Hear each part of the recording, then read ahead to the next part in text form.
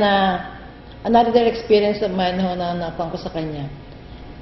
When nag-sit in siya sa klase namin kasi we have an invitation.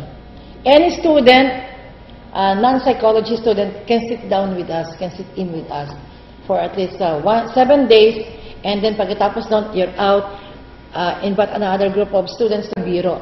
Nakasit in yan doon. And then I remember, because my last name is medyo sa Kulelat, siya may medyo sa una, syempre, I noticed when he came in, he was holding a book, and he's doing like this.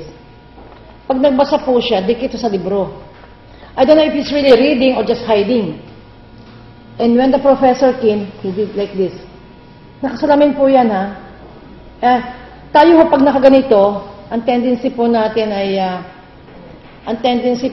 sir, ay igalawang ulo natin when we move. Siya hindi. Doon ako nagulat sa kanya. His head is not moving, but his eyes are really turning left and right. And then when our professor said, Mr. Aquino, put down your book so I can see your face. What's wrong with you? Are you afraid of me? You will not hurt me, are you? Ano sabi niya parang, are you going to hurt me? Tapos sabi naman niya, sabi ng professor naman, of course not, you're my student, come on, put it down. You sure? Yes, I'm sure. Okay, sa kanya binaba ang libro. Doon para napansin na namin, ba't kami di naman kami nagganunan, ano? So sabi namin, but something's wrong.